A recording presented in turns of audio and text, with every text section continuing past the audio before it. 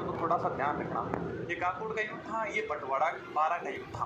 रणथंभौर दुर्ग पर अधिकार करने के लिए माधो सिंह और शत्रुसाल कोटा का शासक था भी शत्रुसाल, और इस जालिम सिंह झाला के बारे में पढ़ चुके हैं कोटा के इतिहास में। इनके मध्य युद्ध था जिसके अंदर शत्रुसाल जीत जाता है। एक होता बंटवाड़ा यानी कि 12 के अंदर स्थान है बंटवाड़ा, वहां पर 1761 के अंदर युद्ध होता है। किसके बीच में युद्ध होगा ये थोड़ा सा ध्यान रखना, यानी कि माधो सिंह और शत्रुसाल के बीच में युद्ध होगा। ये शत्रुसाल जीत जाता है, क्यों सर? क्योंकि इसके अंदर जालिम सिंह था। कहानी ये है कि देखो, दिल्ली का मुगल बादशाह था जिसका नाम था अहमद शाह अब्दाली। अहमद शाह की दो राजाओं के साथ मिली बढ़ती थी। एक तो भरतपुर का जाट राजा था जिसका नाम था सूरजमल, और दूसरा था लखनऊ का नवाब सफदरजंग। इन दोनों राजाओं के साथ में अहमद शाह अब्दाली की नहीं बढ़ती थी। बढ़ने का कारण ये था कि महाराजा सूरजमल से इसलिए नाराज था कि 1761 में पानीपत का तृतीय युद्ध हुआ था, जिसके अंदर महाराजा सूरजमल ने अहमद शाह अब्दाली का साथ नहीं दिया था और मराठों का साथ दिया था।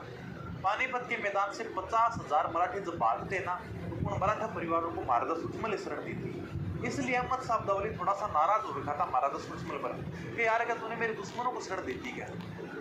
माधो सिंह ने महाराजा सूरजमल और लखनऊ के नवाब सफदरजंग का अहमद शाह से समझौता करा दिया। यानी कि माधो सिंह था अच्छा शासक था जयपुर का, इसने समझौता करा दिया। यानी कि एक तो दिल्ली का शासक अहमद शाह अब्दाली है, ठीक है।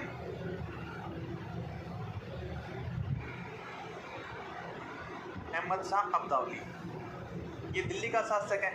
इधर अपने भरतपुर का जाट शासक है सूरजमल, और इधर अपने जयपुर का शासक है माधो सिंह। ठीक है सर। इन दोनों के आपस में बढ़ती नहीं है। बढ़ती इसलिए नहीं क्योंकि पानीपत का तृतीय युद्ध हुआ था 1761 में। जब तुम भारत का इतिहास पढ़ोगे उसके अंदर देखोगे पानीपत के 3 युद्ध हुए थे।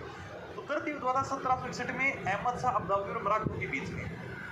तो मराठे भागे पानीपत के मैदान से, उन्होंने मराठों को शरण दी थी महाराजा सूरजमल ने। अहमद शाह नाराज हो गया, यार क्या तूने मेरे दुश्मनों को शरण दी थी क्या? इन दोनों के आपस में बढ़ती नहीं थी। माधो सिंह ने क्या किया? माधो सिंह ने समझौता करा दिया। इसके बीच में अहमद शाह अब्दाली और सूरजमल आपस में समझौता करा दिया कि दोनों यानी का मनमुटाव बंद करो गया।